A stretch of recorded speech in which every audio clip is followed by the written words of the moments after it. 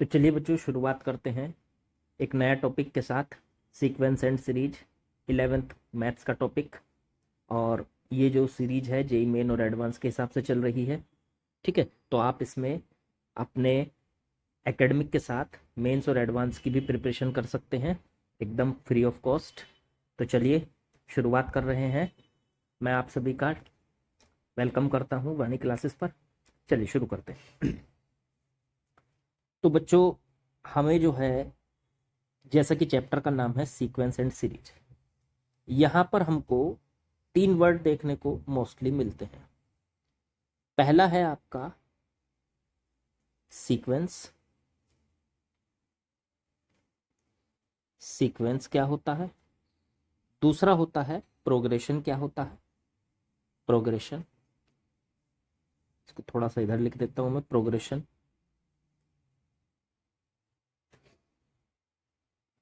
और तीसरा वर्ड होता है बच्चों सीरीज। ये 3 वर्ड आपको देखने को मिलेंगे। तो ये देखो, प्रोग्रेशन और सीरीज को अभी थोड़ा सा रुक के डिस्कस करते हैं। पहले डिस्कस करते हैं हम सीक्वेंस क्या होती है। तो सीक्वेंस, जैसा कि आप समझते हो, आप इंग्लिश में ये वर्ड यूज करते हो। अगर कुछ बच्चे इधर उधर घूम रहे हैं, आप उनको एक लाइन में लाना चाहते हो तो कहते हो कि बच्चों एक सीक्वेंस में आ जाओ। ठीक है, आप जैसे कि इंग्लिश में ये वर्ड यूज करते हो सीक्वेंस, बिल्कुल उसी तरह मैथ्स में भी ये वर्ड उसी तरह से लगभग यूज होता है। सीक्वेंस का मतलब होता है कुछ एलिमेंट्स को ऑर्डर में लिखना। ठीक है ना, कुछ एलिमेंट्स को ऑर्डर में लिखना। अब सीक्वेंस में, प्रोग्रेशन में और सीरीज में फर्क क्या है, ये हमें तभी पता चलेगा। पहले हमें थोड़ा ये पता चले कि सीक्वेंस ऑर्डर में जो लिखना है वो हमें किस तरह से लिखना है। चलिए मैं आपके सामने एक एग्जांपल रखता हूं। मान लीजिए मैंने आपको लिखा 1,2,3, एक लाइन में लिखता जा रहा हूं मैं कुछ नंबर्स 4, 5, 6 और डॉट डॉट लगा के छोड़ दिया। ठीक है ना, तो ये एक सीक्वेंस है। इसमें 1 2 3 4 5 6 को हमने एक ऑर्डर में लिखा है। एक याद रखना, सीक्वेंस को लिखने के लिए आपको एक रूल की जरूरत होती है। एक रूल फॉलो करना चाहिए वो, या फिर आप उसको लॉजिक भी कह सकते हो। वो लॉजिक फॉलो करेगी तो वो सीक्वेंस होगी। जैसे 1 2 3 4 5 6 एक लॉजिक फॉलो कर रहा है। वो क्या लॉजिक है? लॉजिक आपको ये कुछ ऐसा नजर आ रहा है कि जैसे 1 में हम 1 ऐड कर दे तो 2 मिल जाएगा।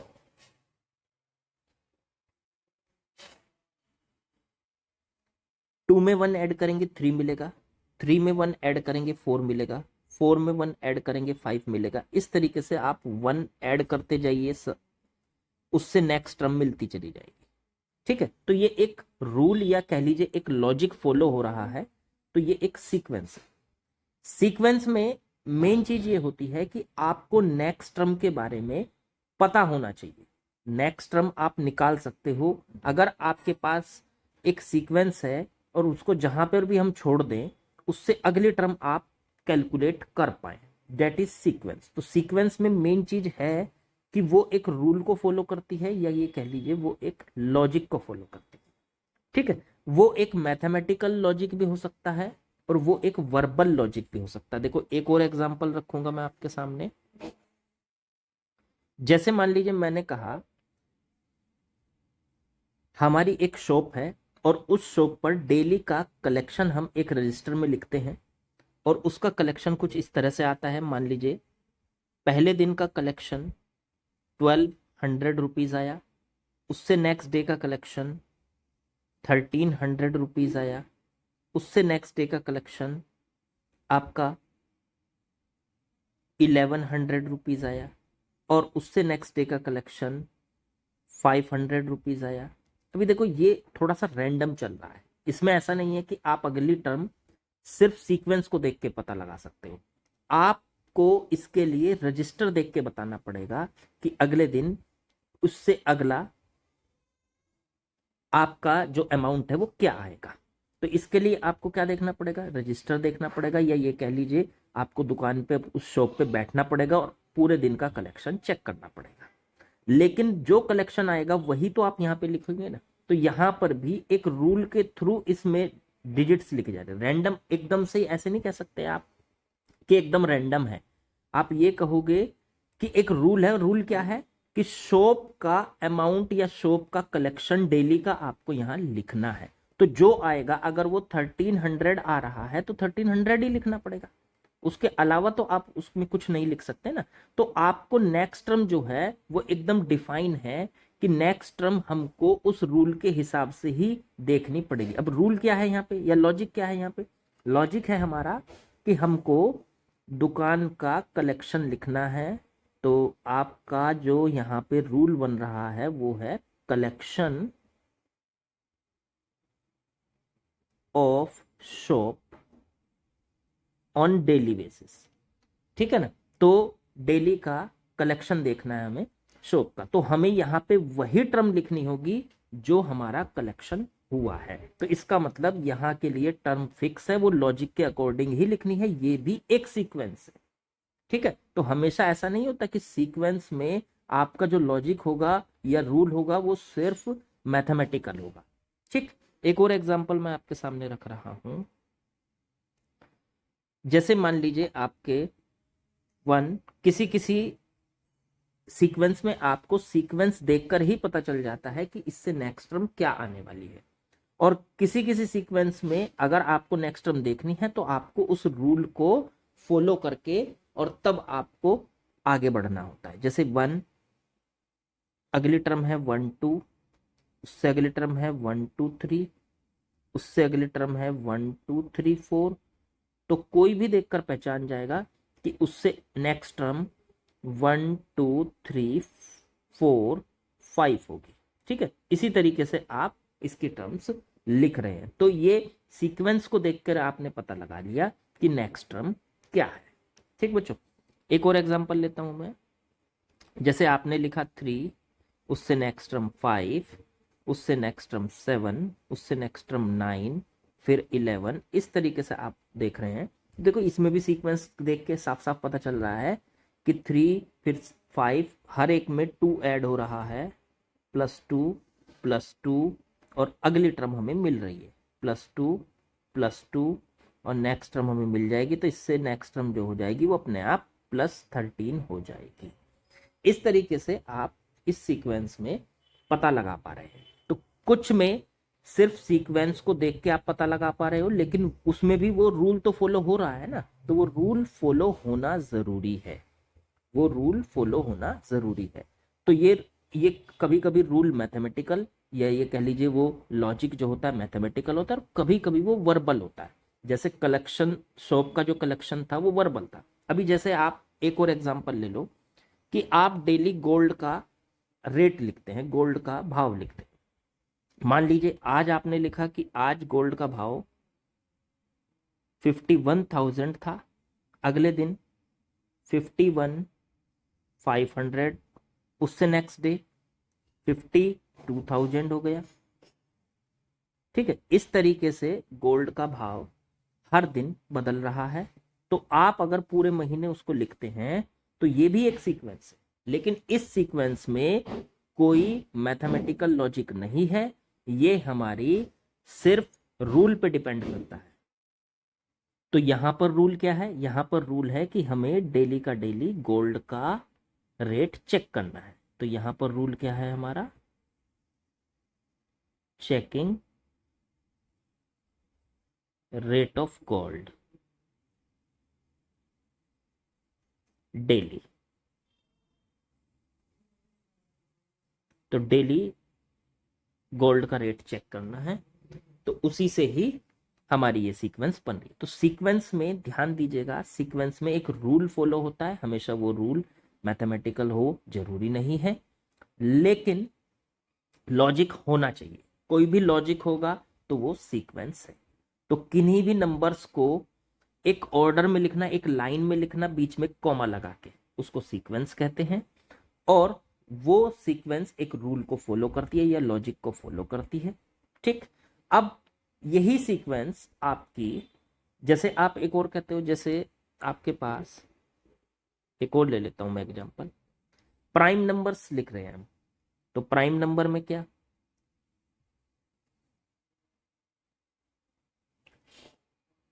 2 next prime number, 3 next prime number, 5 next prime number, 7 11 13 17 and so on.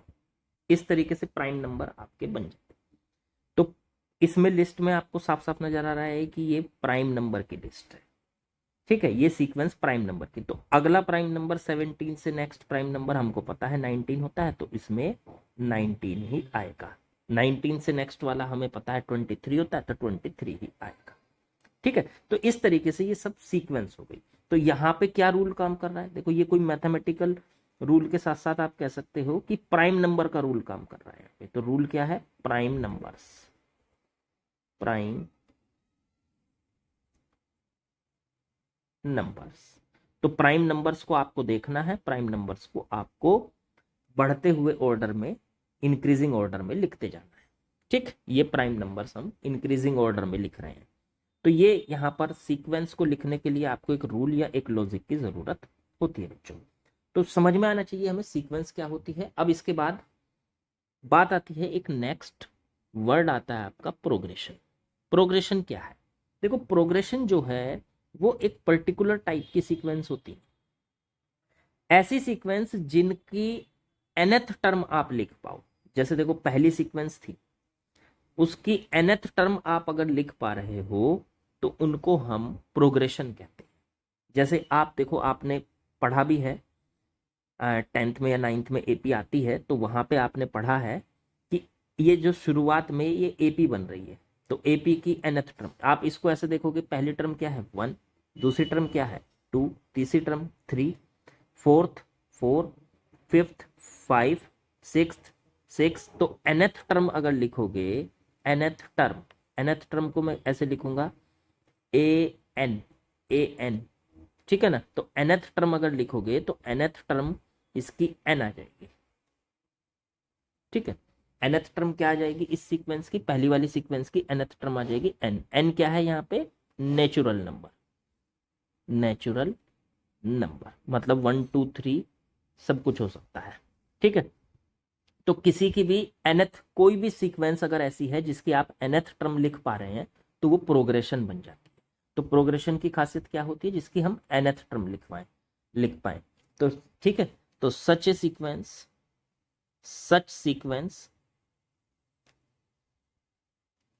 which nth term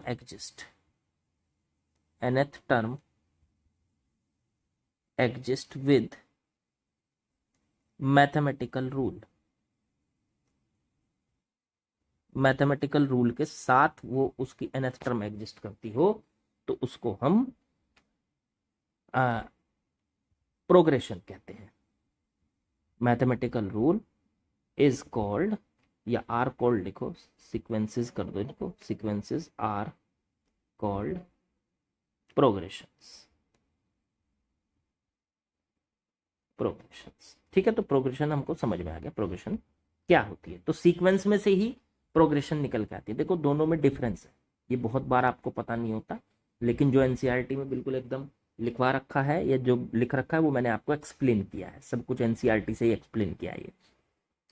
तो अब आप समझिए, जैसे हमने एक सीक्वेंस लिखी 3 5 7, मैं प्रोग्रेशन का आपको एक और एग्जांपल दे रहा हूँ, 3 5 7 9 11 13, इस टाइप से मैंने ये एक सीक्वेंस लिखी। देखो जो सीक्वेंस होती है उसका पहला टर्म उसको हम A1 से रिप्रेजेंट करते हैं, दूसरे टर्म को A2 से रिप्रेजेंट करते हैं, तीसरे टर्म को A3 से, चौथे टर्म को A4 से।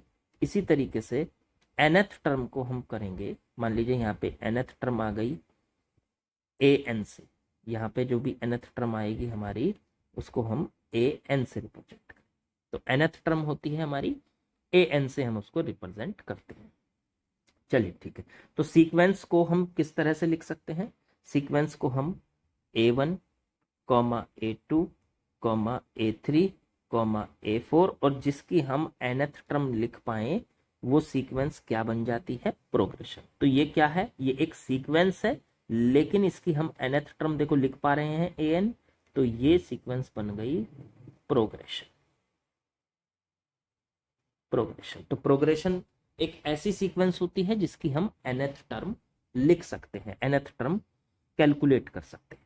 अब देखो, जैसे मैं आपको बताऊं, इसकी अगर nth टर्म निकालनी है आपको, तो इसकी nth टर्म देखो बनेगी 2n+1, ये इसकी nth टर्म बनेगी।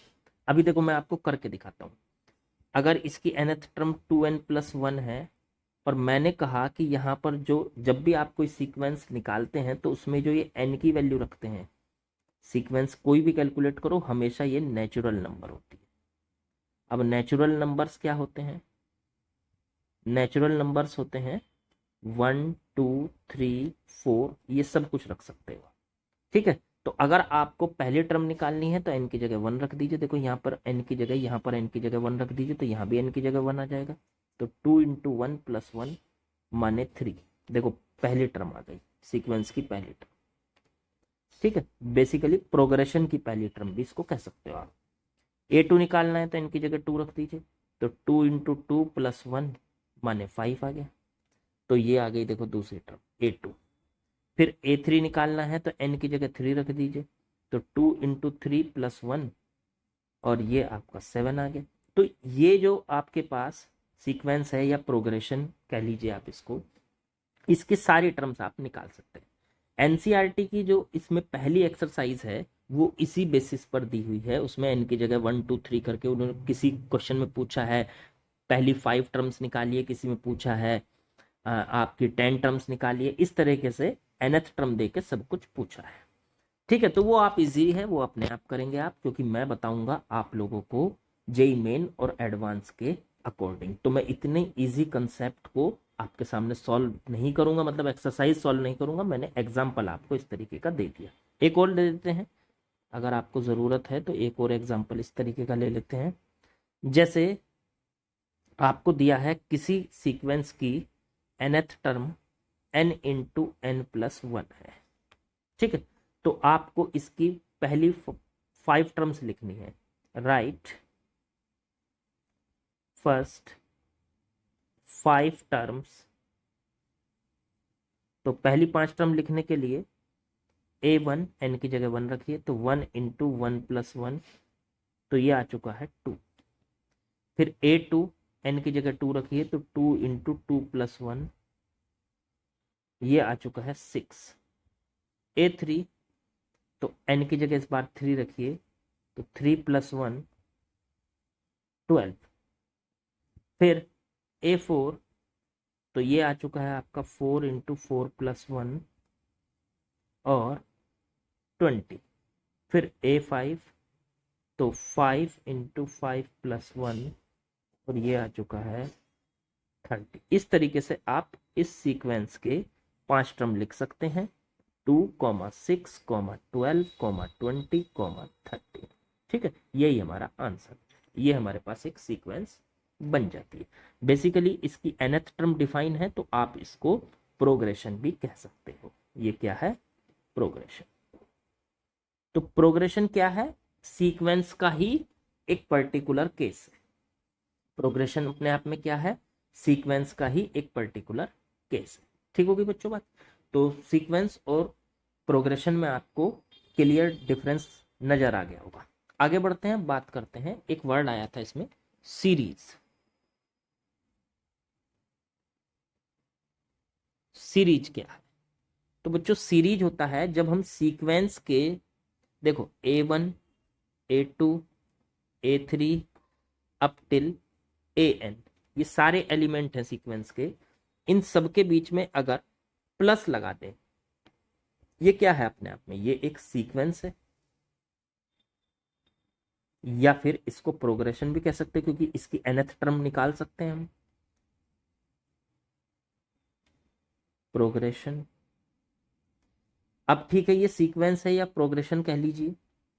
अगर इनके सारी टर्म्स के बीच में हम प्लस लगा दें, A1 + A2 + A3 और प्लस प्लस करते AN तक, तो ये बन जाती है मेरे बच्चों सीरीज। सीरीज। मेरे ख्याल से आप लोगों को ये पॉइंट बिल्कुल बढ़िया से समझ में आ गया होगा कि सीक्वेंस और प्रोग्रेशन में क्या डिफरेंस है, और सीक्वेंस से या प्रोग्रेशन से सीरीज कब बनती है? सीरीज जब उनके बीच में प्लस लग जाता है तो वो बन जाती है सीरीज। अब हमारे पास जो हमें पढ़नी है, यहाँ हमारे पास 3 तरीके की मेन प्रोग्रेशन पढ़नी है हमको, फिर कुछ मिसलेनियस पढ़ेंगे हम। तो हम क्या पढ़ेंगे इस चैप्टर के अंदर, जो थोड़ा एनसीईआरटी से रिलेटेड, कुछ एनसीईआरटी से बाहर भी है। ठीक है, मैं पहले ही बता दूं आपको कि जैसे हम एचपी पढ़ेंगे तो वो एनसीईआरटी से थोड़ा बाहर है।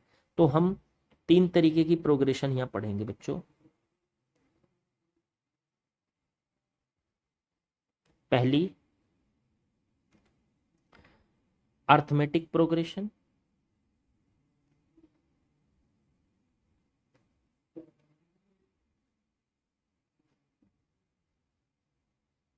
और दूसरी जियोमेट्रिक प्रोग्रेशन,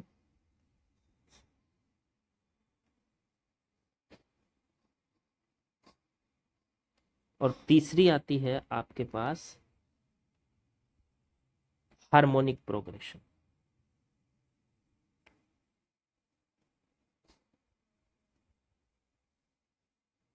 ठीक है जी। अर्थमेटिक प्रोग्रेशन को शॉर्ट में आप एपी कहते हो, ज्योमेट्रिक प्रोग्रेशन को शॉर्ट में जीपी, और हार्मोनिक प्रोग्रेशन को आप बच्चों कहते हो एचपी। अब ध्यान देना, ये तो 3 मेन प्रोग्रेशन हमारी जो हमें पढ़नी है 11th के लेवल पे। आगे जाके बहुत तरीके की होती है पर मेन ये पढ़नी होती है। कुछ इसमें ऐसी होती हैं जो मिसलिनियस होती है, तो उनको अलग से पढ़ना है। कुछ स्पेशल टाइप की सीरीज होती है या स्पेशल टाइप की प्रोग्रेशन कह सकते हो आप। स्पेशल सीरीज लिख देता हूं, इनको हम सबसे लास्ट में पढ़ेंगे स्पेशल सीरीज। ठीक है, इनकी कोई इस तरीके की पहचान नहीं है जिस तरीके से एपी, जीपी और एचपी की। इसमें स्पेशल सीरीज में कई तरीके की सीरीज आएंगी, उनकी अपनी अपनी पहचान होगी, वो सब हम आपको लास्ट में बताएं। तो सबसे पहले शुरू करने जा रहे हैं बच्चों हम अर्थमेटिक प्रोग्रेशन। यहां से शुरू होता है हमारा एपी का कंसेप्ट। अर्थमेटिक प्रोग्रेशन हमारी क्या है? तो बच्चों प्रोग्रेशन हमें समझ में आ ही गया। एपी जो होता है तो ये एक स्पेशल टाइप की सीरीज होती है, या स्पेशल टाइप की प्रोग्रेशन कह लीजिए। प्रोग्रेशन सारी सीरीज ही होती है, सॉरी सीक्वेंस होती है, सीरीज नहीं। सीरीज तो तब बनती है जब प्लस लगता है। तो ये एक स्पेशल टाइप की सीक्वेंस होती है, या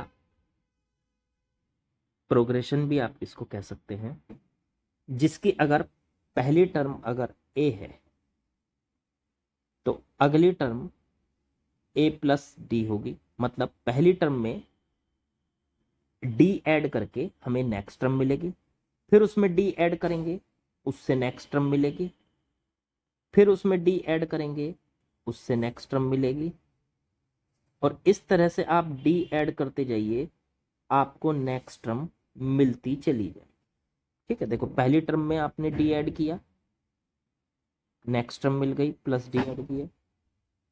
उस टर्म में आपने सेकेंड टर्म में डी को ऐड किया, उससे नेक्स्ट टर्म मिल गई। फिर आपने डी ऐड किया, उससे नेक्स्ट टर्म मिल गई। इस तरीके से आपको डी ऐड करते करते टर्म मिलती चली जाएंगी। इस तरह से ऐड करते करते आपको टर्म मिलती चली जाएगी। अब देखिए ए जो है यहाँ पर, वो तो आपकी फर्स्ट टर्म है, ए प्लस डी सेकेंड टर्म। तो ए को कह सकते हो आप, ए तो है फर्स्ट टर्म, A1 कह सकते हो।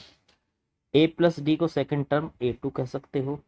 ए प्लस 2D को थर्ड टर्म A3 कह सकते हो। ए प्लस 3D को A4 कहो। ए प्लस 4D को A5 कहो। इसी तरह से अगर आप एक पैटर्न देख रहे हो तो देखो फर्स्ट टर्म में डी नहीं है, सेकंड टर्म में डी के सामने 1 है मल्टीप्लाई में, थर्ड टर्म में डी के सामने 2 है मल्टीप्लाई में, फोर्थ टर्म में डी के सामने 3 है मल्टीप्लाई में। देखो जरा यहाँ, यह फोर्थ टर्म है तो डी के सामने 3 है, फिफ्थ टर्म में डी के सामने 4 है। तो ऐसे ही अगर nth टर्म लिखेंगे तो उसमें d के सामने उससे एक कम होगा। भाई 5 के सामने 4 था, देखो यहाँ 4 के सामने यहाँ 3 था, नीचे 4 के सामने 3 था, फोर्थ टर्म में d के सामने 3 था। तो ऐसे ही nth टर्म में यहाँ पे एक कम हो जाएगा n-1 इंटू टी।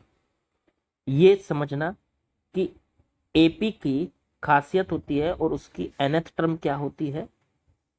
एपी की खासियत तो होती है कि हर एक टर्म डी ऐड करके मिलेगी।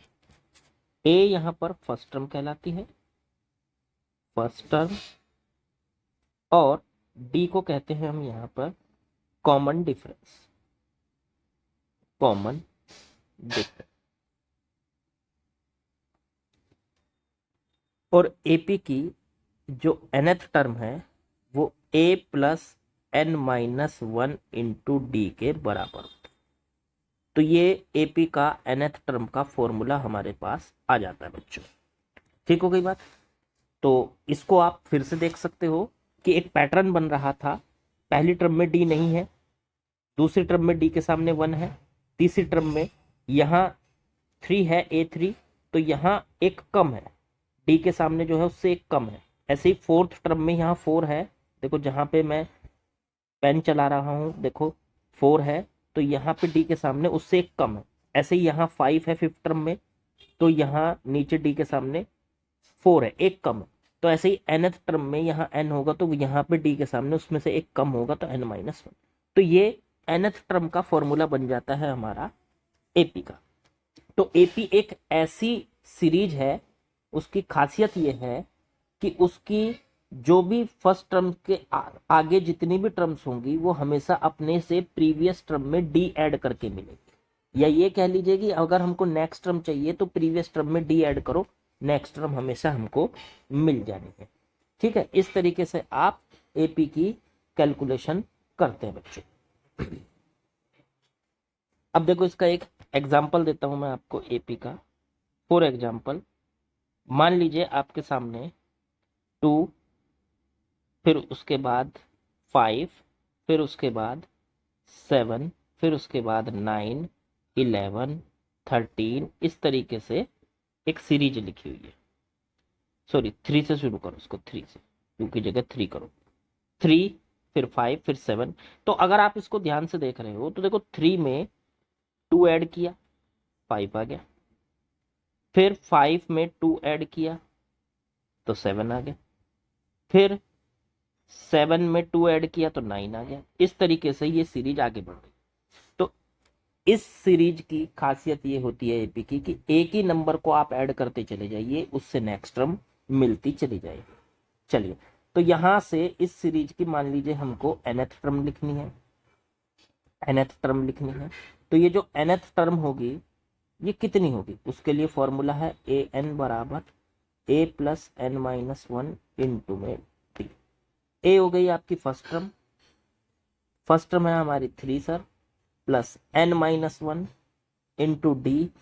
nth टर्म निकालनी है तो n को n रहने दो, और डी हो गया इनके बीच का कॉमन डिफरेंस। कॉमन डिफरेंस मतलब हर कोई भी 2 टर्म उठाओ उनके बीच का जो डिफरेंस बनेगा, हमेशा next term minus previous term करके आपको डी मिलता है। डी अगर चाहिए तो कोई भी 2 टर्म उठा लो, मान लीजिए ये 2 उठा ली मैंने, 11 और 13। तो 13 बाद में आ रहा है तो आप कह सकते हो बाद वाली टर्म या नेक्स्ट टर्म, और माइनस उससे पहले वाली term previous term, previous term. तो ये कितना आ गया, नेक्स्ट टर्म है 13 और माइनस उससे पहले वाली टर्म है 11, तो ये 2 आ गया। तो डी की वैल्यू 2 आ गई। तो सेकंड टर्म, तो डी की वैल्यू देखो कैसे निकाल सकते हो आप, second term minus first term करके निकाल सकते हो, या third term minus second term करके निकाल सकते हो, या फिर fourth term minus third term करके निकाल सकते हो। तो next term minus previous term करके आप डी की वैल्यू निकाल सकते हैं। ठीक है बच्चों, तो यहां से डी की वैल्यू 2 आ रही है, तो 2 आ रही है तो डी की जगह 2 रख दीजिए। ये आ गया 3 प्लस 2n-2, तो आंसर आ गया 2n+1। इसका मतलब इस सीरीज की जो nth टर्म होगी वो 2n+1 होगी। ऐसे बहुत सारे सवाल आएंगे आपके पास जिनमें nth टर्म निकालने के लिए बोलेगा, ठीक है ना। तो वो हम इजीली इस फॉर्मूले से निकाल सकते हैं। ये फॉर्मूला आपके लिए इंपॉर्टेंट हो गया बच्चों। अब यहां से बात आती है, nth टर्म तो हमने निकालनी, चलिए एपी की सीख ली और एपी को भी समझ लिया एपी है क्या। अब समझते हैं एपी को अगर सीरीज बना दे, सीक्वेंस से सीरीज बना दे, प्रोग्रेशन से सीरीज बना दे, तो उसका सम करना पड़ेगा। तो उसके सम को हम एस एन से दिखाएंगे, एस एन। अगर एन टर्म्स का सम कर रहे हैं तो एस एन से दिखाएंगे। तो उसमें क्या करेंगे, हम सारी की सारी जो टर्म्स हैं उन सबको ऐड कर देंगे, A1 + A2 + A3 up till AN तक। तो ये जो एन टर्म्स हैं इनको सबको आपस में हमें ऐड कर लेना। जब हम इनको ऐड कर लेंगे तो हम इनको इजीली सॉल्व कर सकते हैं और यही हमारा फॉर्मूला बन जाएगा एन टर्म्स के सम का। ठीक है, अब देखो एपी की पहली टर्म क्या होती है, ए। दूसरी क्या होती है, A+D। तीसरी क्या होती है, A+2D। चौथी होती है A+3D। इसी तरीके से एनवी टर्म क्या होती है, तो वो होती है सर A+n-1 इंटू डी। ये होती है सारी टर्म्स। इन सारी टर्म्स को ऐड करके देखो क्या बन रहा है, वही हमारा एन टर्म्स के सम का फॉर्मूला बन जाएगा। तो देखो इसमें देखो ए कितनी बार आ रहा है, 1 2 3 4, सारी टर्म में ए है, एन टर्म्स में ए है, तो एन बार आ रहा है, एन टाइम्स आ रहा है। तो आप इसको A+A+A+A करके NA लिख सकते हो। ये सारे ए ऐड कर लिया आपने एक जगह। दूसरा बचा फिर डी। देखो डी है दूसरी टर्म से स्टार्ट, फिर तीसरी टर्म में 2D, चौथी टर्म में 3D। तो इनको एक जगह ऐड कर लो, D+2D + 3D। और कहाँ तक, ये हो जाएंगे बच्चों n-1 इंटू डी तक। क्या हम इन सभी में से डी को कॉमन निकाल लें? अगर हम सभी में से डी को कॉमन निकाल लें तो अंदर बचेगा 1 + 2 + 3 और अप टिल n-1 तक। ठीक है, अब यहाँ पे ध्यान से समझने वाली बात है कि ये 1 + 2 + 3 n-1 तक इसका सम क्या होता है। तो चलिए ये जो 1 + 2 + 3 n-1 तक है, इन सब का सम क्या होगा, कैसे निकालेंगे। तो इसमें छोटा सा एक लॉजिक लगाते हैं। हम एक काम करते हैं, इन सब का सम हम s मान लेते हैं, तो इसको अलग से सॉल्व करके वापस इसमें रख देंगे। तो s = 1 + 2 + 3 और प्लस n-1 तक। ठीक है, अगर हम इसी सम को उल्टा करके लिख दें, पहले लास्ट वाली टर्म लिख दें n-1, फिर उससे प्रीवियस वाली टर्म n-2, फिर उससे प्रीवियस वाली टर्म n-3, और ऐसे ही करते करते लास्ट में हम लिख दें 3 + 2 + 1। अब देखो, और इन दोनों को हम आपस में ऐड करते, देखो ये ऊपर भी s की वैल्यू है और नीचे भी s की वैल्यू है। अगर हम इन दोनों को ऐड करें तो पहली टर्म के साथ ऐड हो जाएगी, और ये कितनी बार ऐड हो जाएगा, n-1 और 1 को ऐड करेंगे तो n बचेगा।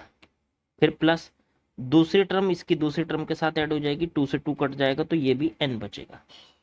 फिर तीसरी टर्म के साथ ऐड हो जाएगी तो ये 3 से 3 कट के ये भी n बचेगा। और इस तरीके से सारी टर्म्स ऐड होके n आएगा लास्ट तक। अब ये n कितनी बार आएगा, क्योंकि ये टोटल टर्म देखो पहली 1 2 3 n-1 तक थी ये टर्म, तो ये टोटल कितनी टर्म्स हैं, आप इनको कह सकते हो ये टोटल n-1 टर्म्स हैं।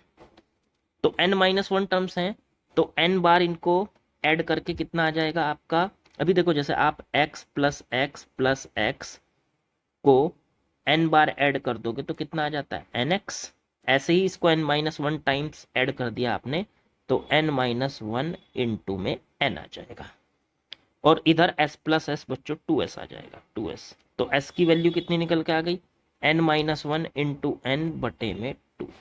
तो ये उस सीरीज की सम आ गया जो हमें वहां अब ये s की वैल्यू ऊपर वाली इक्वेशन में हम रख देते हैं, तो एस एन की वैल्यू आ चुकी है N A plus D into में n minus one into N और अपॉन में 2।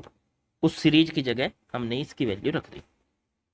इसमें से शायद कुछ कॉमन आ रहा है, एस एन बराबर, अगर हम इसमें से कॉमन ले लें n, तो अंदर बचेगा a plus D into N minus one upon में 2। अगर आप इसका एलसीएम लेते हो तो ये आ जाएगा n 2a plus N minus one into में d और अपॉन में 2।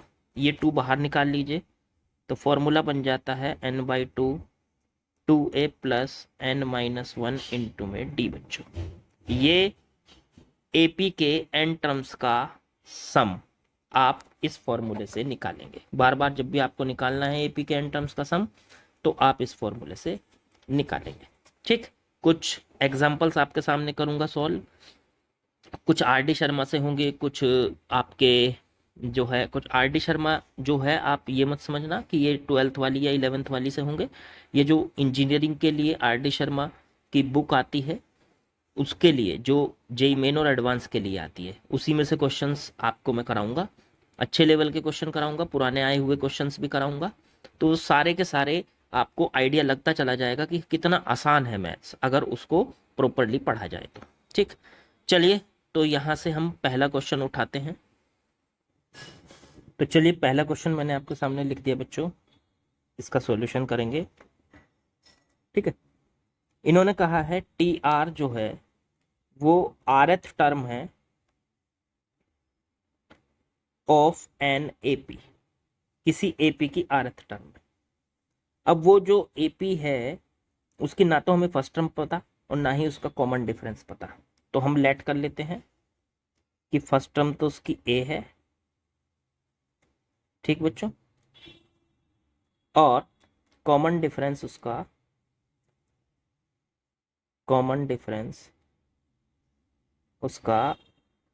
स्मॉल डी है। ठीक है बच्चों, चलिए, अब इन्होंने ये कहा है कि फॉर सम पॉजिटिव इंटीजर, ध्यान से समझा करो चीजों को, पॉजिटिव इंटीजर मतलब m और n, for some positive integer, कुछ पॉजिटिव इंटीजर m और n। तो m और n क्या है, क्योंकि देखो अगर आप एडवांस दे रहे हो तो वहां पे एक एक बात का मतलब होता है, तो आदत डालो पहले ही कि हमें एक एक चीज को केयरफुली पढ़ना है। m और n क्या है, पॉजिटिव इंटीजर है, पॉजिटिव इंटीजर्स है। इसका मतलब m की वैल्यू 0 नहीं हो सकती, n की वैल्यू 0 नहीं हो सकती, सिर्फ 1 2 3 4 वगैरह हो सकती है। तो सीधे सीधे आप इनको पॉजिटिव इंटीजर कह लो या नेचुरल नंबर भी आप इनको कह सकते हो। ठीक, अब इन्होंने क्या कहा, टी एम की वैल्यू 1/n है, मतलब इस सीरीज का जो mवा टर्म है, mth टर्म, वो 1/n दे रखा है, और जो nth टर्म है वो 1/m दे रखा है। ये दो कंडीशन उन्होंने दी है। आपको बताना है टी एम एन की वैल्यू। चलो ठीक है, उसकी वैल्यू निकालने से पहले इन दो इंफॉर्मेशन से हमें क्या इंफॉर्मेशन मिल रही है वो निकाल। अब देखो, किसी भी सीरीज का एपी का nth टर्म क्या होता था, an। an की जगह यहाँ पे tn कह रखा है, उससे कोई फर्क नहीं पड़ता, तो वो होता था sir a plus n minus one into D.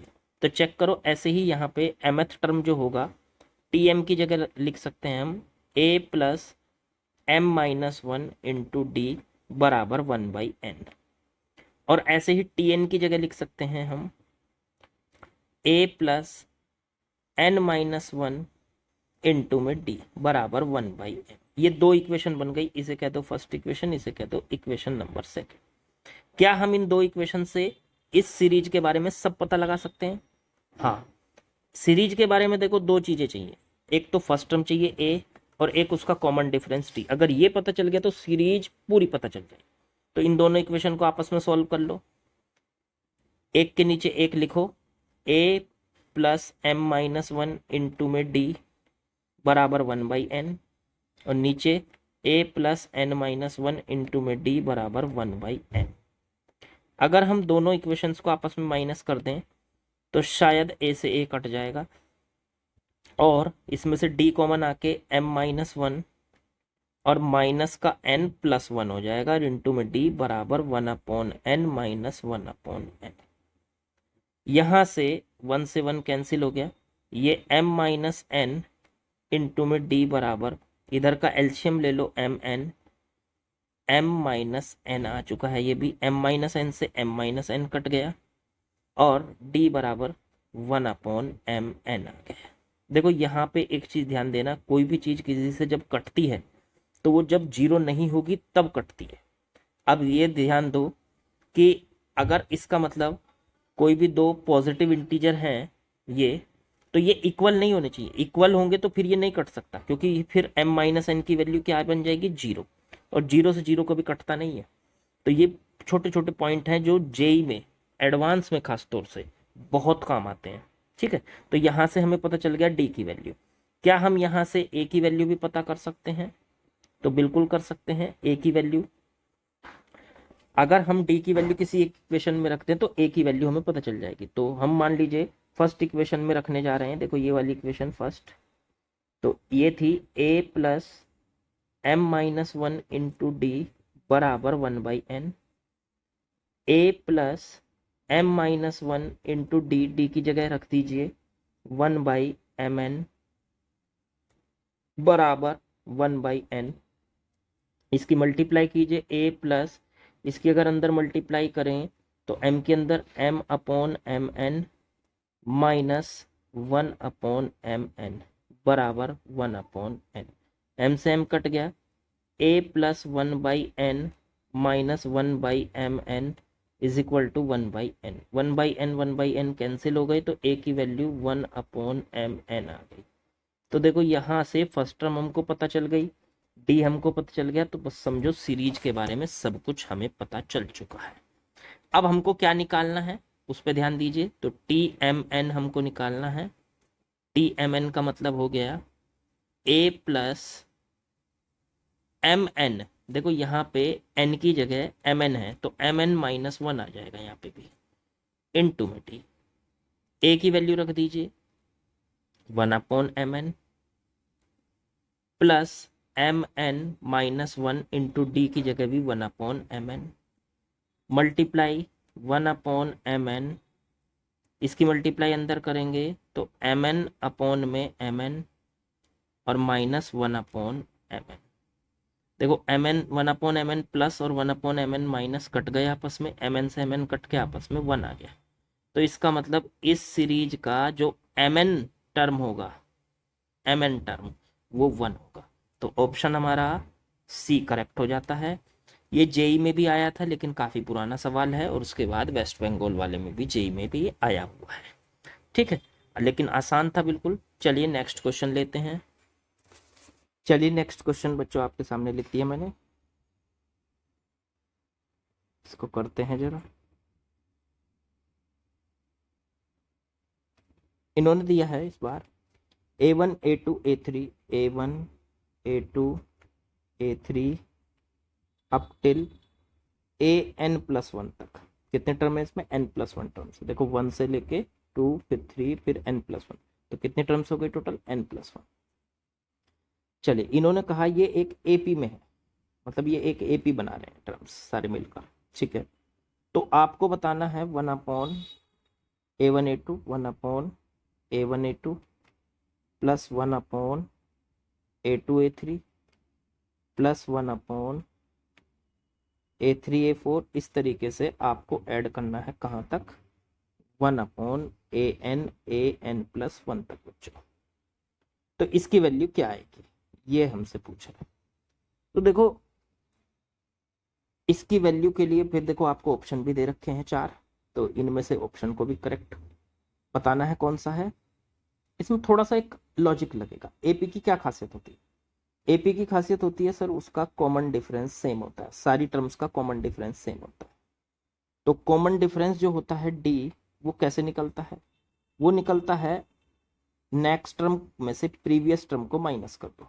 तो अगर मैं A2 में से A1 को माइनस कर दूं तो भी डी निकल आएगा, या फिर A3 में से A2 को माइनस कर दूं तो भी डी निकल आएगा। या फिर सर मैं A4 में से A3 माइनस कर दूं तो भी डी निकल आएगा।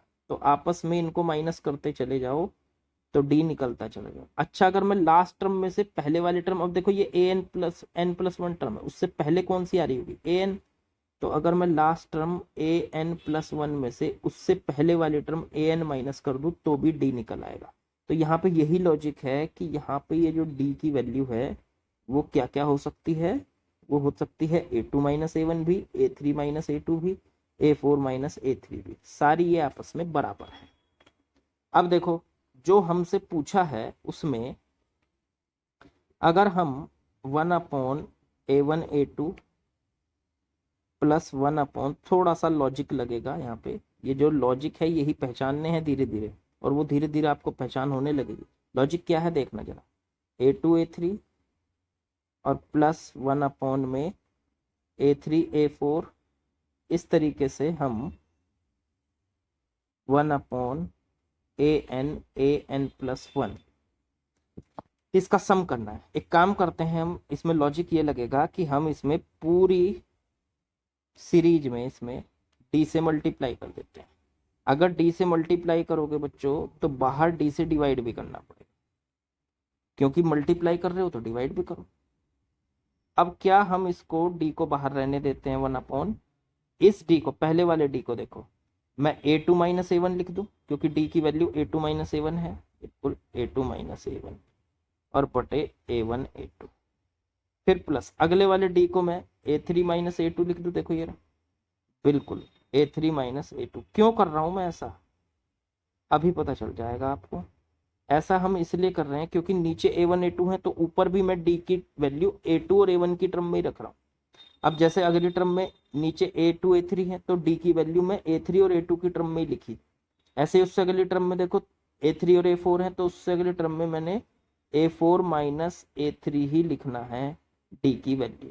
डी की वैल्यू बहुत सारी हैं, सारी टर्म से पता चल सकती है, लेकिन हम वही लिखेंगे जो नीचे डिनोमिनेटर में। ऐसे ही लास्ट वाले डी को लिख दो an+1 माइनस an और अपॉन में an इंटू an+1। चेक करो, ठीक है। क्या हम यहां से 1/d को रखते हैं बाहर, ठीक है, और A1 A2। अब आप एक चीज ध्यान देना, अगर a प्लस बी कहीं लिखा हुआ है और बटे में x है तो ये x दोनों के नीचे अलग अलग जा सकता है, a के अपॉन में x अलग प्लस b के अपॉन में x अलग। तो दोनों के अपॉन में अलग अलग ले गया मैं, A2 के अपॉन में A1 A2 अलग माइनस A1 के अपॉन में A1 A2 अलग, प्लस ऐसे ही A3 के अपॉन में A2 A3 अलग और माइनस A2 के अपॉन में A2 A3 अलग। इस तरीके से आप A4 के अपॉन में A3 A4 अलग ले जाओ माइनस A3 अपॉन में A3 A4 अलग ले जाओ। ऐसे ही करते करते लास्ट में an+1 के अपॉन में an+1 अलग लेके जाओ, फिर माइनस an के अपॉन में an इंटू an+1 अलग लेके जाओ।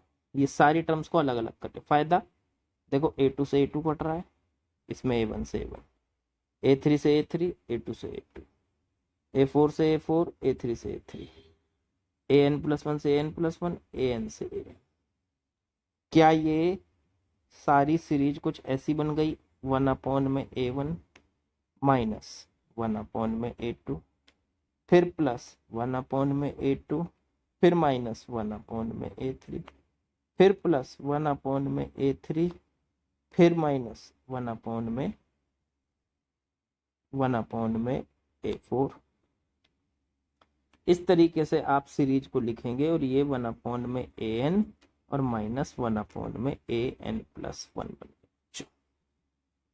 क्या यहां से देखो माइनस 1/A2 से प्लस 1/A2 कट गया, माइनस 1/A3 से प्लस 1/A3 कट रहा है, ऐसे ही माइनस 1/A4 से प्लस 1/A4 जो इससे आगे आएगा वो कट जाएगा, और ऐसे ही माइनस वाले से ये an कट जाएगा। अंदर अंदर वाली सारी टर्म्स आपस में कट रही है, तो बचती क्या है 1/d और 1/में A1 माइनस 1/में an+1। चेक करो जरा बच्चों, यही बच रही थी, पहली टर्म बची और लास्ट टर्म बची, बस बाकी सारी बीच बीच में से सारी कट चुकी। अब ये इस पूरी सीरीज का सम है, आंसर तो यही होना चाहिए, लेकिन यहाँ पे जो डी है ये हमें पता नहीं है। इसकी वैल्यू तो हमने A2 माइनस A1 या A3 माइनस A4 करके रखी थी, और ऑप्शन में देखो डी नहीं है कहीं पे भी, तो इस डी को भी हटाना है। तो डी हटाने के लिए हमें क्या करना पड़ेगा, ऐसे सोचो हमारे पास ये जो सीरीज थी A1 A2 A3 कहाँ तक थी, देखो A1 मैं दोबारा याद दिलाता हूँ, A1 A2 A3, और ये सीरीज कहाँ तक थी AN+1 तक। हमने इसका कॉमन डिफरेंस डी माना है। तो अगर मैं ये जो लास्ट वाली टर्म है, कौन सी टर्म है ये टर्म है सर n+1th टर्म।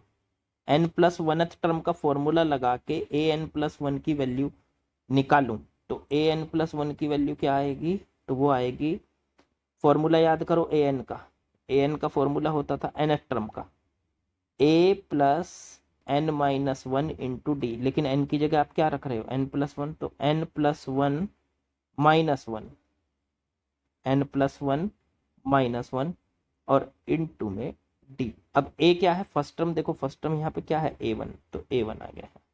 तो यहाँ से सॉल्व करके आ गया AN+1 की वैल्यू A1+1 से 1 कट गया एन डी। क्या यहाँ से डी की वैल्यू, एन डी की वैल्यू क्या लिख सकते हैं हम, AN+1 माइनस A1। तो डी की वैल्यू बच्चों यहाँ से आ गई AN+1 माइनस A1 बटे में n। इस तरीके से आप डी की वैल्यू कैलकुलेट कर सकते हो, बिल्कुल आसान। अब ये डी की वैल्यू उठा के यहाँ रख दीजिए तो हमारा आंसर कंप्लीट हो जाएगा। तो AN+1 माइनस A1 बटे में n, और अंदर बचा एलसीएम ले लीजिए, A1 AN+1, तो ये आ जाएगा AN+1 और माइनस में A1। इसको सॉल्व करके आ रहा है AN+1 माइनस A1 का होल स्क्वायर और बटे में n इंटू A1 AN+1। अब इसमें आप आंसर अपना चेक कर सकते हो कौन सा आ रहा है। सॉरी, ये डी की वैल्यू हमने उल्टी रख दी, यहाँ पे इसको मैं दोबारा कर देता हूँ। ये डी की वैल्यू हमने रिवर्स रख दी, 1/d की रखनी है ना, तो डी की नीचे आएगी तो ये उल्टी होके आएगी। डी की वैल्यू देखो यहाँ पे ये है AN+1 माइनस A1/n, इसको उल्टा करके रखो तो यहाँ डी की वैल्यू हो जाएगी 1/d है ना ये, तो n/AN+1 माइनस A1, ये इससे कट गया तो आंसर आ गया n/A1 इंटू AN+1। यही हमारा आंसर है, और आप इसका ऑप्शन मिला सकते हो, तो n/A1 प्लस, तो आपका डी ऑप्शन हमारा करेक्ट आ जाता है, n/A1 इंटू में AN+1, तो डी ऑप्शन हमारा करेक्ट हो जाता है। तो इस तरीके से हमें एपी के ये दो फॉर्मूले यूज करने मेन। अभी हमने nth टर्म वाला यूज किया, ठीक, अभी तो सिर्फ nth टर्म वाला ही यूज हुआ है, और एक दो फॉर्मूले पे बेस्ड अभी मैं क्वेश्चन करा दूंगा जिसमें सम वाला भी फॉर्मूला यूज होगा। तो चलिए बच्चों, nth टर्म से रिलेटेड तो हमने nth टर्म का जो ये फॉर्मूला था AN is equal to A+n-1 into D, इससे रिलेटेड हमने दो क्वेश्चन कर लिए हैं। अब जरा हम एक समीशन का क्वेश्चन करते हैं जिसमें SN का फॉर्मूला लगेगा n/2 2A plus n-1 into T. अच्छा, इस फॉर्मूले को मैं आपको बता दूं एक तरीके से और याद रखना है आपको, ये तो है ही फॉर्मूला, पर साथ में इसको इस तरह भी याद रखना है आपको कि जब आप टर्म बनाएंगे A1 पहली टर्म होगी, A2 दूसरी टर्म होगी, और लास्ट वाली टर्म होगी AN। तो ये जो लास्ट वाली टर्म होती है उसको आप A+n-1 इंटू डी लिखते हैं। तो इसका मतलब लास्ट वाली टर्म को अगर मैं L कह दूं, लास्ट वाली टर्म को AN कहने के बजाय मैं L कह दूं, तो L की जगह मैं लिख सकता हूं A+n-1 इंटू डी। तो ये जो SN का फॉर्मूला है n/2 2A plus n minus one into D. इसमें देखो ये 2a में से अगर मैं a को अलग कर लूँ, 2 बार लिख लूँ, ऐसे लिख लूँ a प्लस ए, ये जो 2a है इसको मैंने 2 बार लिख लिया, देखो a प्लस ए। अब इसमें से ये जो a plus N minus one into D है, इसकी जगह मैं ये लास्ट टर्म लिख सकता हूँ l। तो Sn का फॉर्मूला बन जाएगा n/2 a प्लस एल। ये वाला फॉर्मूला भी आप यूज कर सकते हो। तो इसका मतलब Sn के लिए हमारे पास 2 फॉर्मूले आ जाते हैं। पहला फॉर्मूला जो ये ऊपर लिखा हुआ है n/2 इंटू में 2a plus N minus one into D, और दूसरा फॉर्मूला होता है n/2 a प्लस एल, जहां a हो गई आपकी फर्स्ट टर्म और l हो जाती है आपकी nth टर्म या लास्ट टर्म या nth टर्म भी कह सकते हो आप इसको।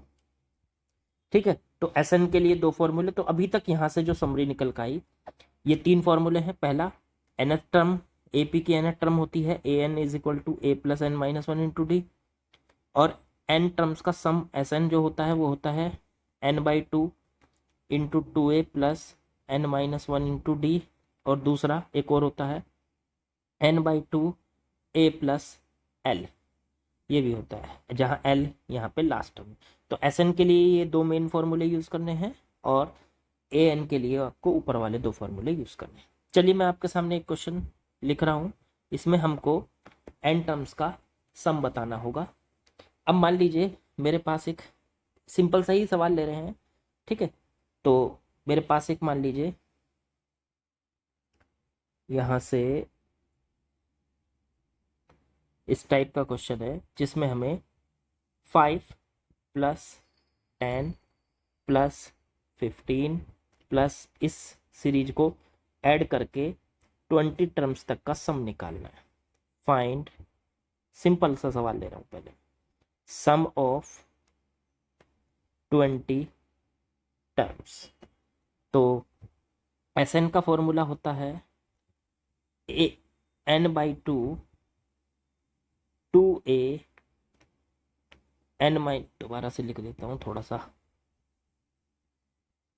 n/2 2a plus N minus one into में डी। ठीक है, तो ये फॉर्मूला यूज करके आप 20 टर्म्स का सम निकालना चाहते हैं, तो 20/2 2 इंटू ए की वैल्यू है फर्स्ट टर्म मतलब 5 plus N minus one, 20 terms का सम निकाल रहे हैं तो 20 माइनस वन इंटू में डी देखो इनके बीच का डिफरेंस क्या है, तो 10 माइनस 5 माने 5, डी की वैल्यू आ गई 5। तो ये आ गया 20/2, तो 10, 2 इंटू 5 10 प्लस 20 माइनस 1 19 इंटू 5, तो ये आ जाएगा आपका 10 प्लस 19 इंटू 5 95 प्लस 10 कितना हो जाएगा 105 इंटू 10, तो 1050। इसका मतलब 20 टर्म्स का सम S20, जब यहाँ 20 टर्म्स का सम रखोगे तो इनकी जगह 20 रख देना, तो S20 की वैल्यू कितनी आ गई 1050। तो ये एकदम आसान सा सवाल लिया था मैंने, ये मुश्किल होंगे जब हम आगे बढ़ते जाएंगे, तो ये जेई लेवल पे पहुंचते जाएंगे और जेई मेन पहले और फिर एडवांस के सवाल भी हम लगाएंगे। तो धीरे धीरे लेवल को बढ़ाएंगे, एकदम से नहीं बढ़ा सकते क्योंकि आप लोगों को चीज़ें समझ में आना बंद हो जाएंगी वरना, तो धीरे धीरे से लेवल को बढ़ाते हुए चलेंगे बच्चों। तो ये हो गया हमारा आज एक तरीके से कहें तो एपी का इंट्रोडक्शन। अगले लेक्चर में हम एपी की कुछ प्रॉपर्टीज पढ़ेंगे और किस तरह से उन प्रॉपर्टीज को यूज करना उसके ऊपर एग्जाम्पल देखेंगे। ठीक बच्चों, तो आई थिंक आप लोगों को सभी को समझ में आया होगा कि एपी क्या होता है, सीक्वेंस क्या होता है, प्रोग्रेशन क्या होता है, सीरीज क्या होता है। उसमें शुरुआत हमने एपी से की है, तो एपी बढ़िया से आपको समझ में आ गई। तो बाकी बच्चों नेक्स्ट लेक्चर में करते हैं। Okay, thank you.